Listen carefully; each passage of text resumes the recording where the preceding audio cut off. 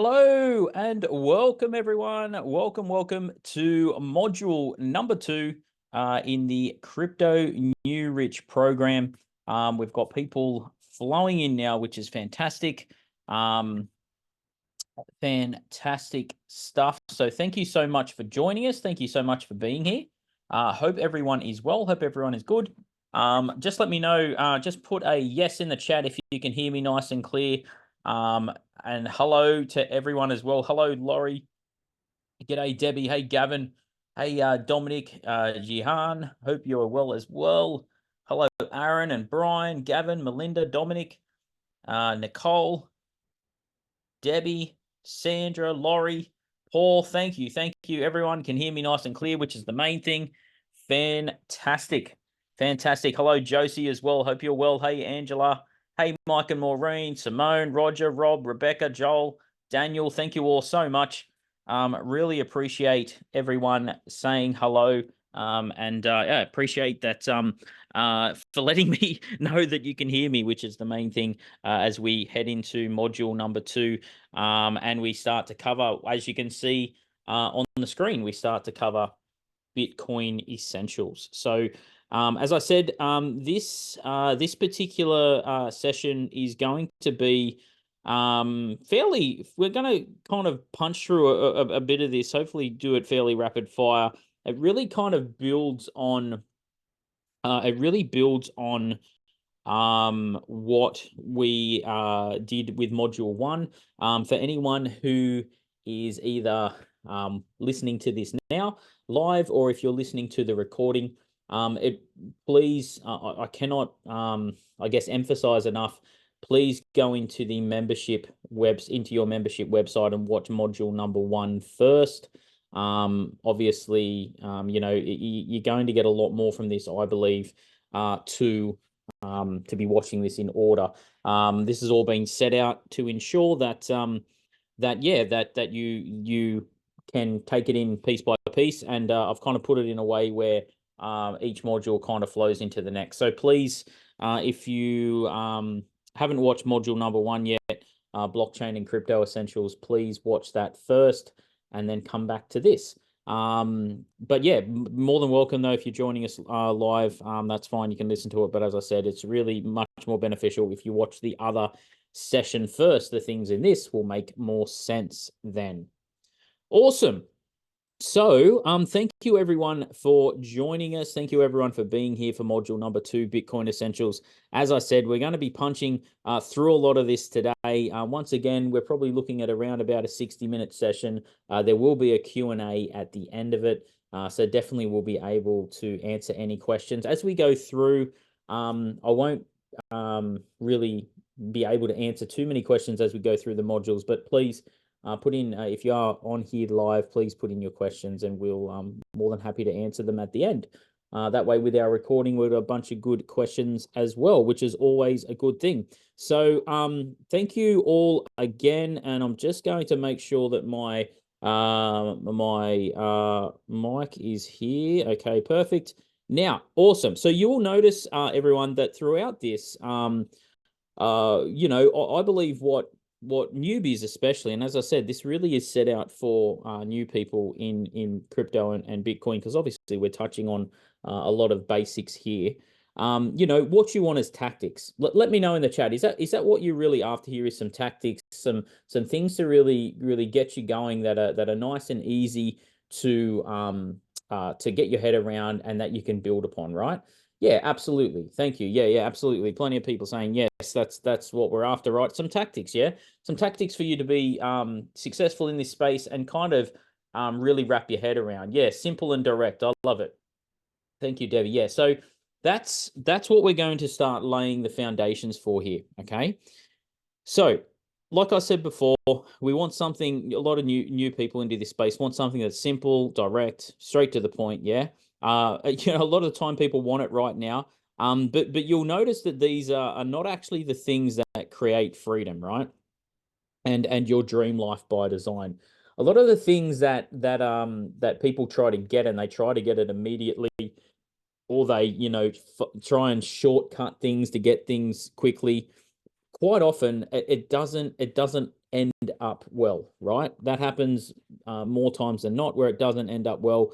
And also sometimes what we want and what we actually need are two completely different things.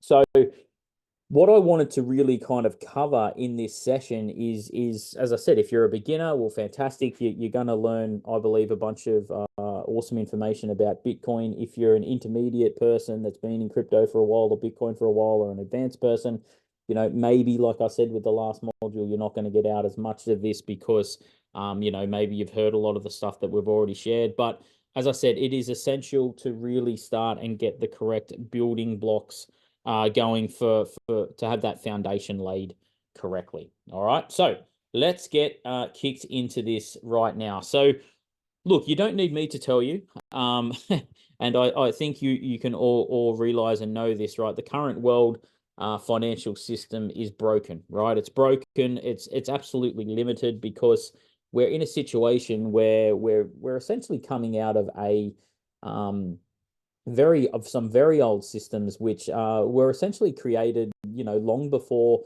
any kind of electronics were available, whether that be computers, the internet, anything like that, right? So we've got essentially a financial system, a banking system that is broken and limited to what it can do. We've got ridiculous fees, charges. There's different currencies all over the world. There's corruption. I mean, left, right, and center with centralized currencies. Whenever you've got anything centralized and going directly through one area, there's always going to be corruption. Now, it doesn't matter whether it's whether that organization or that entity, effectively shouldn't have corruption. We can all agree that government should absolutely not have corruption, but we all understand and are smart enough to know that that is very, very rarely the case, right? We see governments worldwide in all sorts of trouble and hot water and members of government getting in trouble for different reasons and all those kinds of things, right? So we understand that there's corruption, and that's essentially because we're dealing with a centralized system. And even if you put all that nonsense aside, realistically, like I said before, we've got an old financial system that is broken and limited to what it does. Like, I mean, just as an example, it takes days to transfer money. It makes zero sense. Why potentially, if I want to transfer to someone just because they're in another country, that it can take 2, 3, 4 days, sometimes more. And ridiculous, exorbitant fees for what reason? And this is kind of like the I guess you could say just the monopoly that these banks have had for such a long period of time that essentially we're kind of left in the dark with why this all takes place. And it's only really when you start, I guess you could say, scratching the surface a little bit deeper, you realize, well, hang on a second, this isn't quite as clear as it should be. So that brings us to our next character in this whole story, which is Satoshi Nakamoto. Now, look, according to legend, Satoshi Nakamoto began working on the Bitcoin concept in 2007.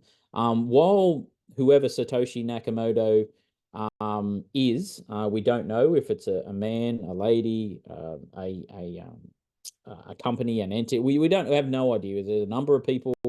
No one knows, right? It's speculated that Nakamoto may have been a collective pseudonym. It could be more than one person. Maybe it was just one person. No one actually knows, right? What we do know, though, is this figure created, as I shared with you all in the last module, the hardest money on planet Earth that's ever been created, Bitcoin, right? And this figure created that, and now has essentially no one's essentially heard of this figure since approximately around 2010, and therefore it's it's an incredible story, and we're going to go a little bit more into this story, but we won't dig too deep on it. What's most important at this is that this figure created an incredible technology. It kind of broke through a few boundaries that a lot of other people just hadn't been able to break through before, and I'm going to touch on them in the next few slides. So as I said, who is Satoshi Nakamoto? No one knows. No one seems to know whether it's a person, a group of people, or anything like that. There is a quite a famous early cryptographer by the name of Hal Finney, and he's quoted as saying Satoshi's true identity has become a mystery. But at the time, I thought I was dealing with a young man of Japanese ancestry who was very smart and sincere. I've had the good fortune to know many brilliant people over the course of my life, so I recognize the signs. Now, Hal Finney, spelled Hal as the first name, and Finney, Finney. Hal is no longer with us on planet Earth, but he was an incredible cryptographer and a real freedom fighter for the space. And he's, I believe it's actually him that's quoted as having the earliest tweet on Twitter mentioning Bitcoin. I think it was only about 2 weeks or 3 weeks after it had been released. He had a tweet that literally said running Bitcoin. So there was even speculation that, oh, is Hal Finney? Is he was he this pseudonym character? And look, no one knows. And anyway, as I said, that's not really the whole, I guess you could say, message or essence of the story here. The reason why it's important to know and understand that, because this figure, as I said, literally has created the hardest money on planet Earth. It's and I'm going to share with a few of those reasons over the next couple of slides, so kind of everyone gets a better understanding of that. So to touch on this first, there's an awesome what's essentially called the Bitcoin white paper, which anyone can read. It's literally, as I said, everything to do with Bitcoin is completely open source. Anyone can access it, anyone can read it, as long as you have an internet connection. So you can see down the bottom right-hand corner, there's a website called bitcoin.org, bitcoin.org. And on that website, you can literally find the original Bitcoin, as we call it, white paper, and why essentially why the figure Satoshi Nakamoto created it. So you can see here it's got some details about it. Now, just so everyone's aware, the actual date that was written on the white paper, I believe, was October 31, 2008, was the actual date that the white paper was published to the public. And Satoshi Nakamoto published a design paper through a website called, I believe, correct me, I may be wrong on this spelling, but metzoud.com, which is essentially a cryptography mailing list that described the Bitcoin currency as an early concept and as a design. And as you can see here in the white paper, I'm just going to quote some of this here, Bitcoin is a peer-to-peer electronic cash system. And as it says here, abstract, a purely peer-to-peer version of electronic cash would allow online payments to be sent directly from one party to another without going through a financial institution. Digital signatures provide part of the solution, but the main benefits are lost if a trusted third party is still required to prevent double spending, right? And that's the issue that we have before Bitcoin got created, was that a trusted third party needed to be there to prevent the two different sides double spending, right? So that's where a bank comes in. The word trusted is used quite loosely when we talk about a bank, but that's essentially what a bank really is. They're a third party there that both sides essentially trust to verify and prove that either side are not double spending. So as it says here, we propose a solution to the double spending problem using a peer-to-peer network. The network timestamps transactions by hashing them into an ongoing chain of hash-based proof of work. Now, once again, we're going to touch a bit more on these different words very soon, forming a record that cannot be changed without redoing the proof of work. So the longest chain not only serves as proof of the sequence of events witnessed, but proof that it came from the largest pool of computer power. So essentially what we've got here is the very, very early marks of what's going to be created in regards to mining the Bitcoin as well. That, wherever the largest computing power comes from will be where the Bitcoins are mined from. And as it says here, as long as a majority of computer power is controlled by nodes, which are essentially computers all over the world, that are not cooperating to attack the network, they'll generate the longest chain and outspace attackers. The network itself requires minimal structure. Messages are broadcast on a best effort basis, and nodes can leave and rejoin the network at will, accepting the longest proof of work chain as proof of what happened while they were gone. So there's a lot of words in there that if it's the first time you've read that paragraph, you'd probably thinking, Troy, you sounds like you're speaking a foreign language.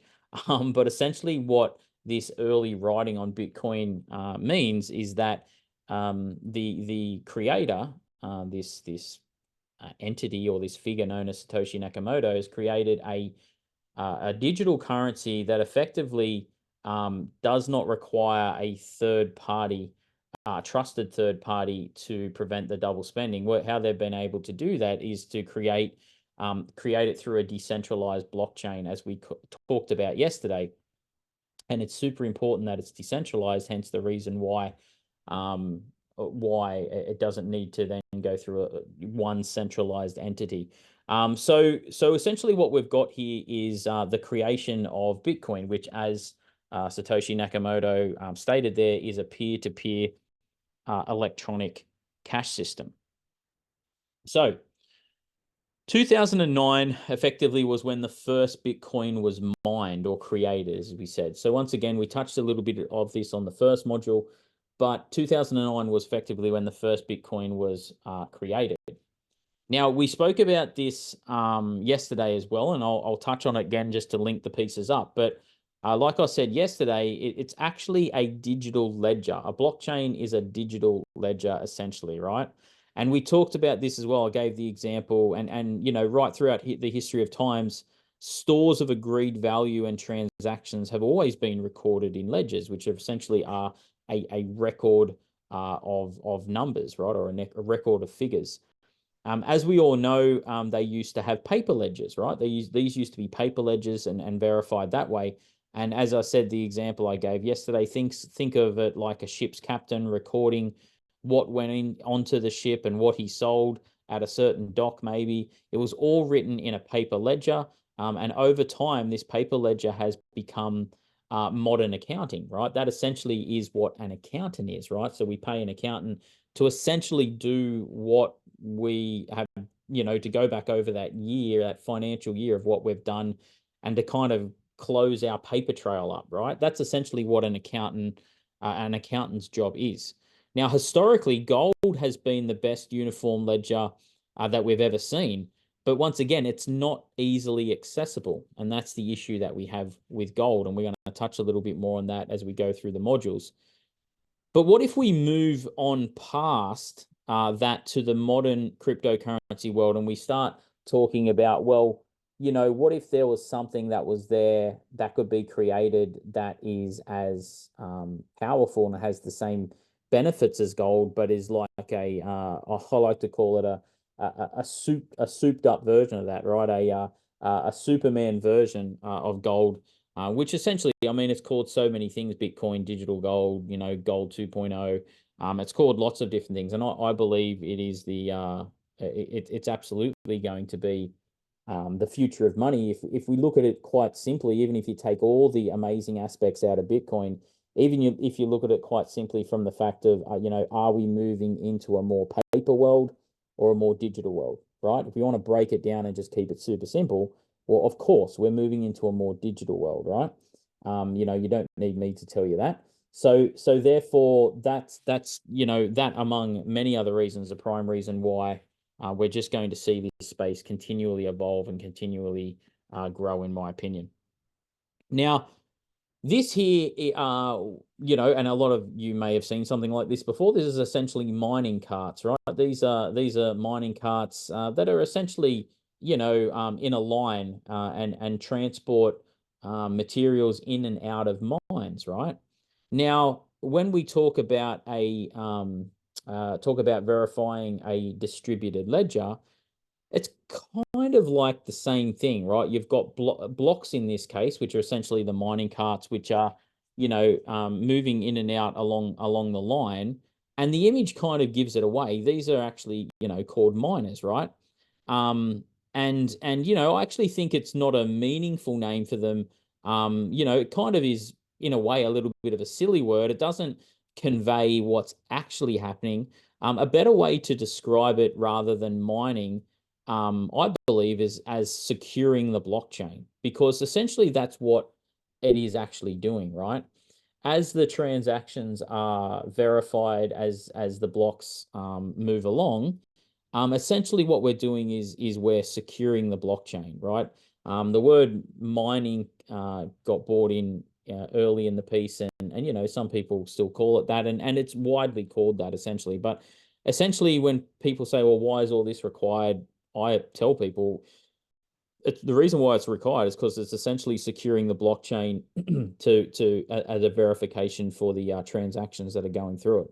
Now, miners provide security for the blockchain, or transaction processing, because that's what it actually is, right? What it actually is, apart from being, if we use Bitcoin as an example, apart from being at securing the network, it's essentially what, when they're mining Bitcoin, it's essentially transaction processing as well.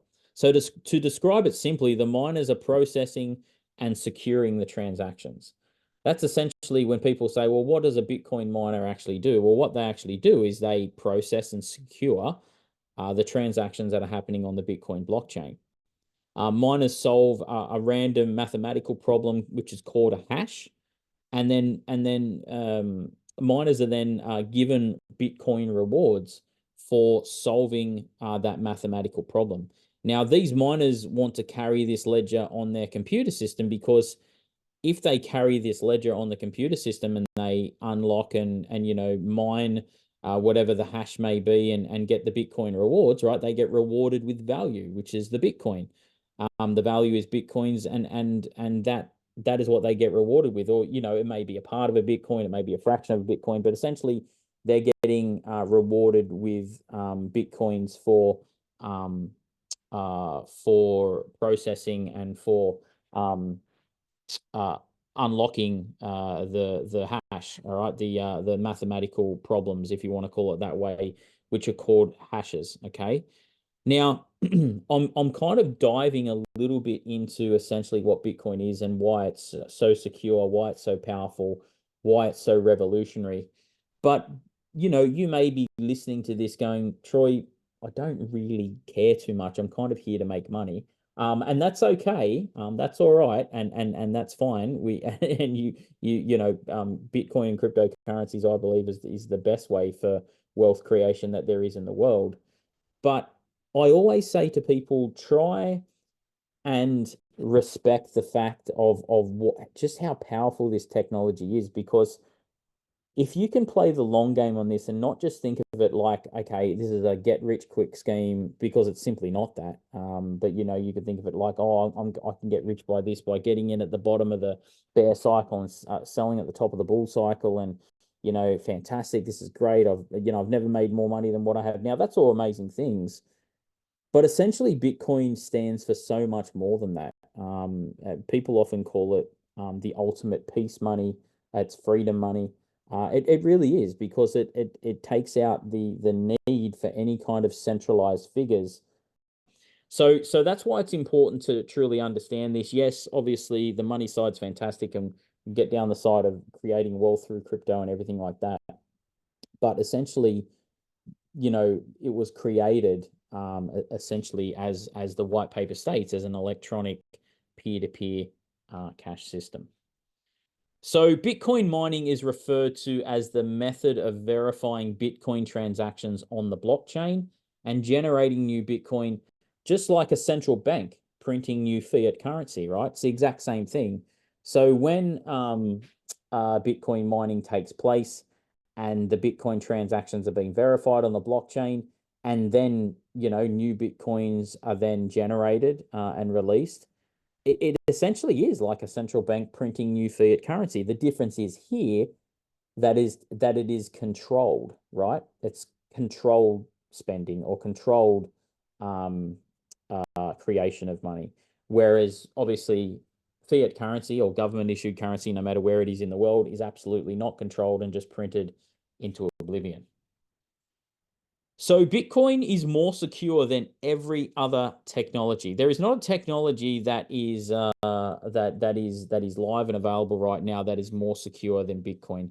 Blockchain is the future of most internet technologies, and it will change how the internet and many applications work, because the information is spread across the ledger, and it has the miners who check that everything is legitimate, right? So instead of creating a honeypot like a normal data center or a company would have, if that was the case, then if you were a hacker, instead of having to break into one house, right, which is essentially what it's like with a centralized system, with a centralized issued government or any other central system, you've only got to break into one house.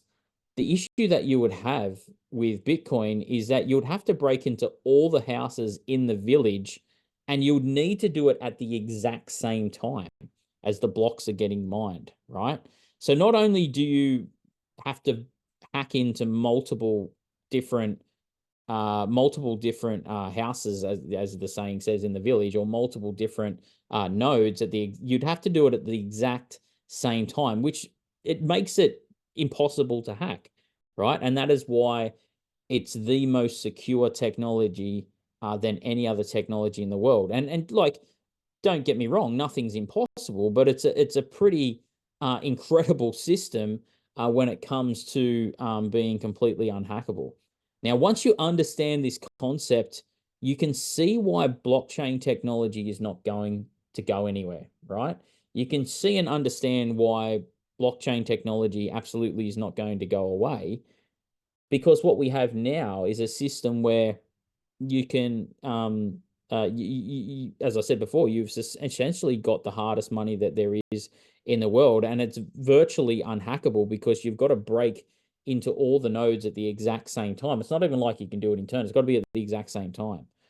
So it's quite simple. The blockchain technology is here to stay. And if that's the case, then we can absolutely safely say that about Bitcoin as well, because Bitcoin was essentially the reason why blockchain technology got created and got started. So I spoke about this before, and I talked about what Bitcoin is called, and we've been spoken about lots of different things, but essentially one of the biggest things it's called is digital gold, right? The people's money is another one, but digital gold 2.0. Now gold, if we talk about gold just quickly, why does gold have value? Well, gold has value because people want it, right? And that's been the case for thousands of years. It's scarce. There's a demand for it. People might like the look of it or whatever it may be. Now, this is a huge thing that gets constantly spoken about, and we're going to talk a little bit more about it in the coming modules. But people say, "Oh, but Troy, I can't do anything with my Bitcoin. It's just sitting there." And I think there's a big part that people need to wrap their head around when it comes to technologies and the online space as an example. There's so many examples that I could give, but I'd make this module another 3 hours long. But there's so many examples you could give of younger generations and the way that they that they simply are around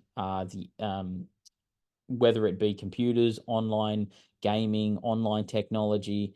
There's so many, and we talked about this yesterday around tokenization of real world assets.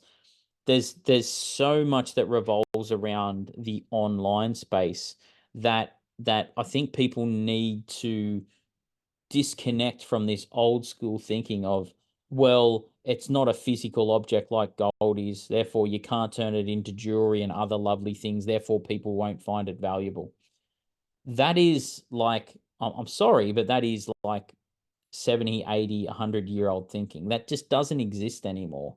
And future generations, that's not going to turn around. It's only going to get more and more and more digital. It's not going to come less digital, right? So I think it's super easy to confuse yourself with that. and you need to really break past all the noise that comes out about that, because quite simply the future is digital, whether you like it or not, whether you agree with it or not, or any of those reasons. Someone very close to me, a very smart person, told me years ago, they said, Troy, the market doesn't care about your feelings. It doesn't care what you think about it. It doesn't care what you believe or anything like that. The market doesn't care, and the market has clearly told us that it cares about Bitcoin. It cares about digital currencies. It cares about cryptocurrencies. It's clearly told us that over the last 14 or 15 years. So that's what we need to get our head around and understand, not listening to all the noise of what, Mr. XYZ may have said. And the big thing here is I want to touch on before I go to the next slide is that often people say, oh yeah, but Troy, I can't afford one Bitcoin. It's, X amount of dollars. I can't afford that. Well, the fact is that you can get a fraction of a Bitcoin, right? Bitcoin is easily dividable, and it's always going to hold that value because it has a hard limit of 21 million. Sorry, there cannot ever be any more than that number. So therefore, when you've got a hard limit of a certain number, and like I spoke about in module 1, when you break things down, you can talk about supply and demand. Well, supply, right? If the supply of something is consistently the supply is consistently getting reduced over time, but the demand for that same product is going up. Well, there's only one way that price is going to ultimately go. Obviously, we're going to have dips, we're going to have hollows, we're going to have rises, we're going to have drops, etc., etc. But ultimately, if you zoom out and look at this from a very long perspective, there's only one way this thing's going, if it continues the same along the same path.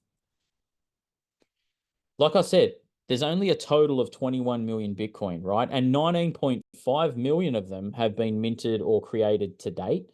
It's actually about 19.7, I think, as we speak. But and there's going to and that's going to continue to happen for the next 100 and so years. And like I said before, you can buy less than one whole Bitcoin. The answer is simply yes. You can buy less than a whole Bitcoin. And this is true for almost all cryptocurrencies, but is particularly true for cryptocurrencies like Bitcoin, where one Bitcoin, as at time of that we're speaking, is worth tens of thousands of dollars. Well, the beauty is that one Bitcoin you don't need to buy that one whole Bitcoin. It's easily divisible, and that can be easily done. So when we break things down and we talk about that they're divisible, I want to kind of share with you what essentially it is when you break Bitcoin down. So people will say, well, what exactly, how does that work? Well, what you're seeing and what I'm sharing on the screen here is what are essentially called Satoshis, right? So Satoshis to Bitcoin is, as you can see right here, one Satoshi is 0.000000001 of a Bitcoin. So that's one Satoshi. 10 Satoshis is obviously then 0.000000010. 100 is up one, right? 1,000, 10,000, 100,000, a million, 10 million, and finally 100 million Satoshi equals one whole Bitcoin, right? Now that doesn't ever change. That never ever changes. Whether the dollar price of Bitcoin is 70,000, 700,000, $70, it makes no difference, right? One Satoshi will always be one Satoshi. 100 million Satoshi will always be one Bitcoin. So therefore, it's important to know and understand that, because absolutely, Satoshis can be broken down. Like I said, it's highly divisible. So for example, in my opinion, when Bitcoin eventually reaches a $1 million mark per Bitcoin, it's going to be, you're still going to have the ability to be able to purchase some. It's not like, oh, geez, a Bitcoin's worth $1 million now, I can't pay $1 million. Well, you're still going to be able to break down and buy Satoshi's worth of it, okay? So as an example, right, if Bitcoin ever does reach $1 million, well, if you break that down in using this formula, one Satoshi essentially will be the equivalent of 1 cent, right? So that's why it's important to know and understand exactly how this system works. So let's go across a few things now and talk about the feature, and let's compare it to Bitcoin and to gold, right? So obviously the middle column's Bitcoin, the column on the right is gold. So let's talk about Bitcoin as digital gold and run through a few of the features. So is it a store of value? Yes, absolutely. Bitcoin's a store of value, and gold is a store of value as well. Is it, does it have divisibility, right? Can it be divided? Yes, absolutely it can. Bitcoin can be divided. We just explained that in the previous slide. It absolutely can be divided.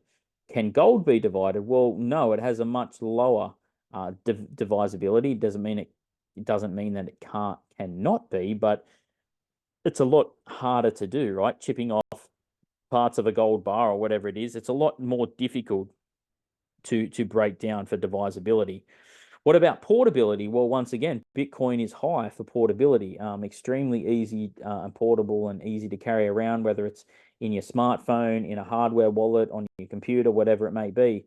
Portability is extremely easy with Bitcoin. Now, what about portability for gold? Well, it's about medium, right? It's certainly not easy, but it's certainly not the hardest thing to do. But it's a difficult task to be carting around lumps of gold bars. Is there a supply cap? Can there like never ever be any more at a certain point? Absolutely. Bitcoin has that. It can never ever be any more than 21 million. What about gold? Well, no, there is no supply cap. I mean, where there's always new gold potentially being discovered. Is it easily transactable? Absolutely. Bitcoin is one of the highest, if not the most easiest transactions to be made. Gold, extremely hard to be transactable because once again, you may have an ounce of gold or whatever it may be. But then, okay, how do we break that down? How do we find buyers for these pieces of gold and that kind of thing? It's a lot more difficult. Does it have a stable price? Well, at the moment, Bitcoin does not have a stable price compared to the US dollar, where gold absolutely does. It has a more of a stable price compared to the dollar. Now, there's a couple of things I will say here. Number one, would you argue that it's actually better to have a more unstable price of the dollar? Well, yeah, I would personally, because it means that there's a lot more growth, a lot more movement to be made and to be had in that speculative asset. So in my opinion, that's not a bad thing now. And once again, we're talking about comparisons to a currency that literally has been printed into oblivion, right? So anything that stays stable with the price of dollars, I'm going to kind of steer clear of because it's clearly not something that could get out of this current mess that the whole world financial system is in. And what about growth in value? Well, growth in value for gold is fairly slow. I mean, it's taken 5,000 years for it to get to $2,000, just about. Whereas Bitcoin's got from a fraction of a cent to currently being worth 70,000 US dollars per coin in 14, 15 years. So growth in value, without a doubt, is much more faster with Bitcoin. And finally, what about decentralization, which, like once again, I mentioned in the first module yesterday, decentralization or the decentralized nature of Bitcoin and gold is so crucial. And we know because it's verifiable that Bitcoin is absolutely decentralized. Not so much with gold, right? A very low amount of decentralization, if any. Now, it's important to know and understand everything from this previous slide, because if you understand where value can be hidden and can be essentially taken away from the common folk, well, then you guys will understand this when you see this, that government's printing of money have had a massive effect on purchasing power, right? $200 used to buy us close to a full grocery shop, right? Now, as time has gone on, $200 is about 3/4 of a grocery shop. $200 is now probably more like one half, not even 2/3 of a grocery shop. Like, this is consistently happening over time. Now, let me know in the chat right now. Put a number one if you think this is on a one-way street of never recovering, never getting any better.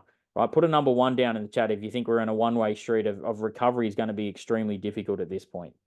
Right? Of course, right? Tons of ones coming in. There's going to be a huge issue to try and curb the mess that has been created by insane amount of printing money from governments and so on. Now, the other advantage we have with Bitcoin is Bitcoin has a fixed supply, and therefore it affects purchasing power significantly. Now, early on, it used to be around about 50 Bitcoin used to be able to buy you a house. Now, going back only a few years ago, it was about 5 Bitcoins could buy you a regular price of a house. And depending on where you live, the average kind of price is around, probably around that 5 Bitcoin mark at the moment. Obviously, in capital cities, it's much dearer, but just talking about a regular price. But this is only heading one way because of the decentralized nature of it, because of the power of the network, and because it's quite simply due to supply and demand.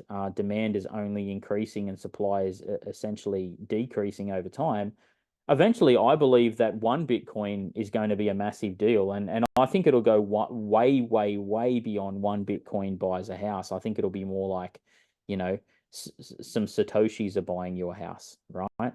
Eventually, whether that be 100 Satoshis, 1,000 Satoshis, 10,000 Satoshis, but essentially, 1 Bitcoin, I think, will buy your house in the very, very near future. Whereas at the moment, probably the average price is around about that kind of 5 to 7 kind of Bitcoin to purchase a house. But that's the incredible nature of a fixed supply system that's completely decentralized and can't ever be changed. That's the beauty of what we have. When you have that, it's kind of like locked in place and guaranteed in a way that it's going to continue. So when we talk about a unit of account or reserve currency, and how is everything measured in this? Well, a reserve currency is a strong currency, essentially, which is widely used in international trade, that a central bank is prepared to hold as part of its foreign exchange reserves. Now, in the past, and still quite often more than not, right? That's the US dollar. Now, I believe that in the future, what we're going to have is that everything will be measured in Satoshis, right, or measured in Bitcoin. Store of wealth will have everything to do with store of wealth will be compared to it. This is where I believe the world is going, because no longer can people consistently put up with the ridiculous money spending and out of control inflation that we have without just going, we need to find a solution to this. How do we get out of this system to be able to create something better? Right now, I saw this 8 years ago when I got into Bitcoin and I started deep diving into it. I was just completely blown away. And there's kind of like this saying in the Bitcoin community. It kind of says, once you've done 100 hours of research, if someone's genuinely done 100 hours of research on Bitcoin, basically they will never ever look at the centralized system in the same way ever again, and potentially it'll will leave the centralized system as soon as they possibly can. I normally see things years before others do, and that has happened to me in a lot of different things, and people laughed at me for a few years. You could imagine back in 2016, 2017, people laughing at me when I was talking about Bitcoin. But now, they're asking me how to actually do it. How am I doing it? Can I do the same? And that is a normal process when it comes to a new technology, right? And the beauty of Bitcoin is that it's the only real hard money that does not have an inflation rate. And when you start when you truly start to see that and start processing that in your brain, you just go, how can I possibly not be involved in this, right? Because it literally does not have an inflation rate, right? So countries using the peso as an example, when dealing with the outside world, they'll need to use US dollars at the moment as a use of account, right? So if you're in South America and you're using the peso or whatever, and then you go outside of that, you did need to use the US dollar, and then we go to another currency, and if they travel to Australia, they need to use Australian dollar, and then they're off to Europe, they got to use the euro. I mean, it's ridiculous. It's utterly ridiculous how we've kind of just accepted these government issued currencies as gospel and as somehow being worth value, which just defies belief. None of them are worth any value. So that's why it's so critical and crucial to wrap your head around Bitcoin. And the sooner you do the I guess you could call it the research, and you have the understanding of just how hard this is, and it's the hardest money that's available, and it literally does not have an inflation rate, then you start to go, wow, why on earth do I hold cash in the bank? Right? That'll be the first thing you'll be thinking. And this has come as no surprise in what we've seen. I mean, we've seen with the Bitcoin ETF approvals that happen.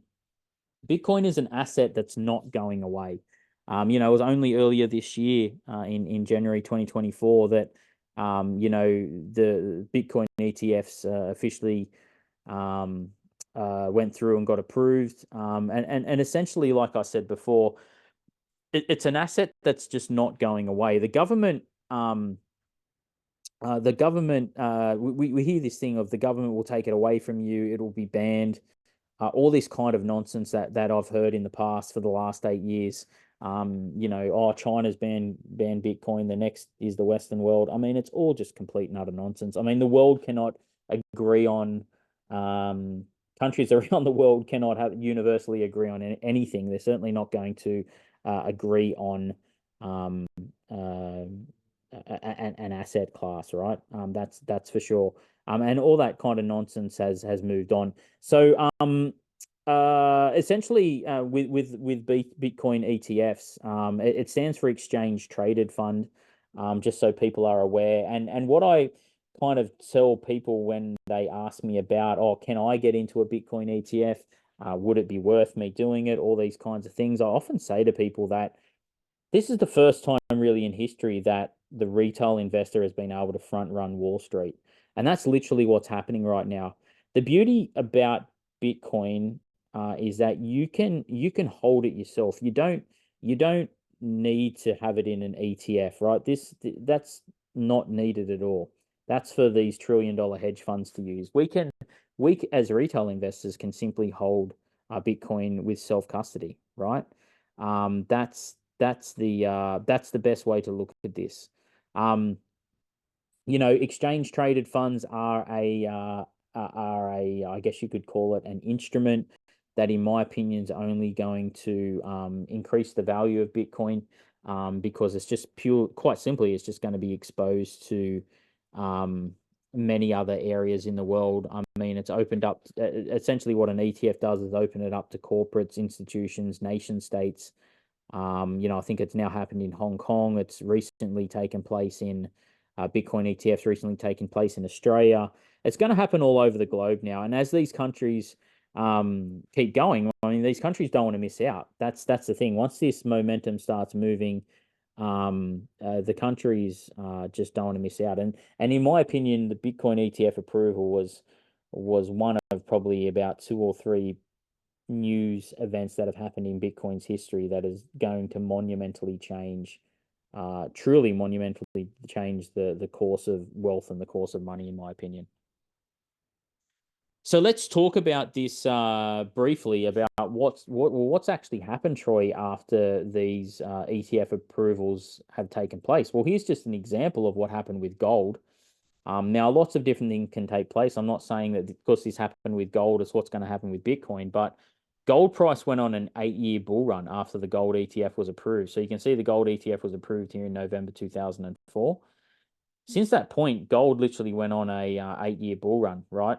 From $400 all the way up to $2,000.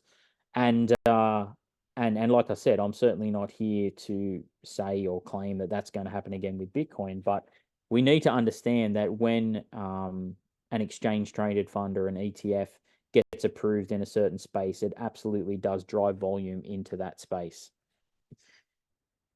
And in my opinion, what that's going to essentially lead to is something that's eventually going to happen, which means the Bitcoin affordability ship is about to sail, right?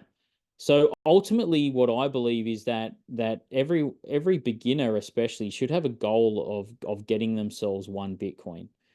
In my opinion, the ship is about to sail to be able, as a retail investor, get yourself to own one Bitcoin, right? In years to come, people won't believe you if you tell them that you own a whole Bitcoin. In my opinion, it's just, if you tell someone in 15 years' time that you own a whole Bitcoin, people are just going to go, yeah, right, whatever, right? Michael Saylor, the famous Bitcoin investor and MicroStrategy CEO, he says it's like owning a block in New York City. It's that valuable. If you think 10, 20, 30 years out, right, that's how valuable this is. Everyone here, in my opinion, should have a goal to try and buy and own at least one Bitcoin. Really, this is the last chance to really capitalize on this market, especially in this upcoming bull run, in my opinion, to really take massive advantage and value out of it. As you know, after the Bitcoin ETF approvals happened in January, and we saw price rising exponentially. And we've seen a bit of tapering off and so on and so forth, which is completely normal for a normal market cycle. I believe that eventually what we're going to see in years to come is that one Bitcoin will be worth millions of dollars. And I think this will happen in our lifetimes. I really do. I really do. And when we start pushing up into those areas, that's when, it's much more going to be, it's going to be probably more stable. It's going to be much more unlikely to have big dips like it does now, because institutions will own a lot of it. That's kind of how it is. There's a, and this is the advantage that people have right now with Bitcoin. There's a saying, and it's so true, that if all of the world's wealth was taken away from all the rich and it was spread evenly throughout the world through every person, it'd only take about 5 to 10 years before it was all back the same. And I think it's a super powerful thing to know and understand, because if you can approach this in the right way, you have an opportunity to be able to get generational wealth together that you'll never have an opportunity to do again. And learn the ropes of how you can essentially keep that, because that's the main thing, is that it's all right to get it and get it together and have the plan to gain and hopefully one day maybe own one whole Bitcoin, or maybe even more, or whatever your goal is. It's another method to actually maintain that after it happens, right? So that's why I believe the time to take action is now. I think there's never going to be as good a chance as there is now. And I believe that if you don't take action now, you could look back at this moment in time and regret it massively. And that's what we saw. I mean, we saw that with the dot-com boom in the early 2000s. We saw it with the gold ETF massively moving up in price after the ETF gold price massively moving up after the ETF got approved. So we've seen it time and time again. And where we stand right now, I believe we're going to have price move, especially for one Bitcoin, eventually into the tens of millions. And as I said, I believe that's going to happen within our lifetime. I think that's an inevitable kind of path. So where the world is actually headed is this, in my opinion: he or she who owns the most Bitcoin wins, essentially, right? When we're talking about the ultimate deflationary asset, we're talking about essentially digital gold or gold 2.0, right? The real purchasing power of dollars is going down. Like, you don't need me to tell you that. You're all very smart people on here. You understand that the real purchasing power of dollars is going down. The goal should not be to accumulate dollars. One of the best money men in the world, the great man Robert Kiyosaki, says that essentially savers are losers, right? He says it in 3 words. And it's a very straight to the point, brutal thing to say, but unfortunately, it's true. For so many people, saving dollars is what they do. But why on earth would you be saving something that consistently goes down in value over time? It's just insanity, right? The real purchasing power of Bitcoin is going up, and we've seen that consistently, and I think we're going to consistently see that moving in an upwards direction. The goal, in my opinion, should quite simply be to accumulate the most amount of Bitcoins that you can. Now, whether you do that through this market cycle and move it into the next and so on and so forth, or whatever that goal may be, ultimately that should be the goal for the experienced investor, for the investor that understands how this can work and how this can play out from a generational sense, and work into that through multiple cycles. And that's the opportunity that you have staring at you right now. That is literally the opportunity you have staring at you right now.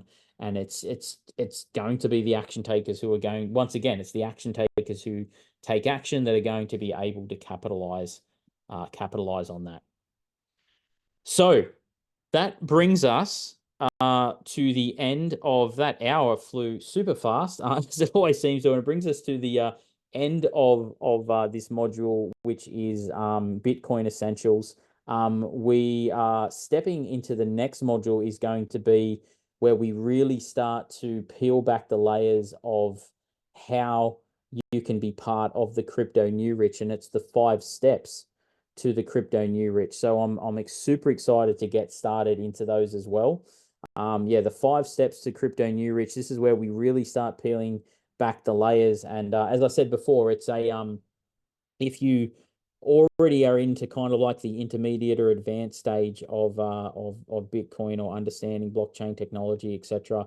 These first 2 modules, as I did warn, you may have found them a little bit tedious, but that is quite simply because, as I said, it's super important to fully understand how this works, because once you know that, your conviction, in my opinion, for Bitcoin and cryptocurrencies drastically increases, and you truly understand the opportunity that you have staring at you, which is certainly a very crucial and critical thing, in my opinion.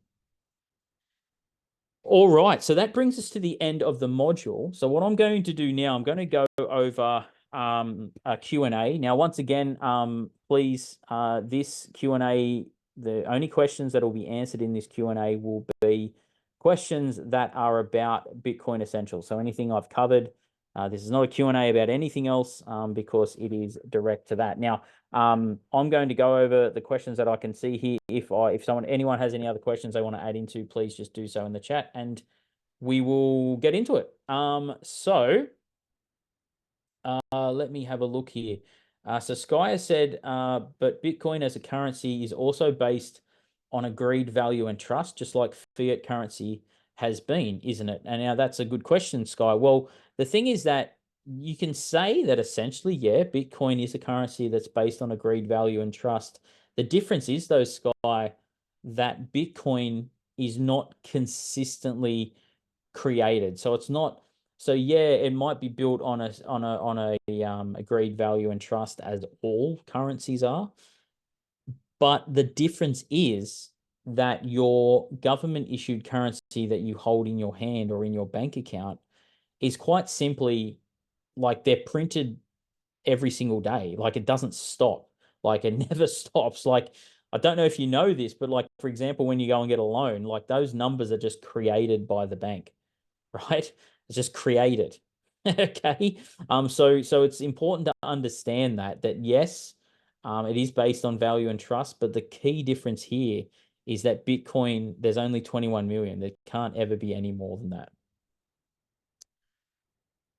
Okay. Thank you, Debbie. Thanks for the kind words. Thank you, Aaron. I appreciate it, mate. Brian has asked, would you buy Bitcoin now and sell at Euphoria and then buy at Depression from Wall Street cheat sheet? Brian, so through this process, you're going to learn through these modules in Crypto New Rich, you're going to learn how I take advantage of these market cycles and how you can do the same thing. Like I shared with everyone already, and I'm going to be sharing it again in future modules. I believe that we are in a perfect time as I speak right now in July, August 2024, to be in a buying area for Bitcoin.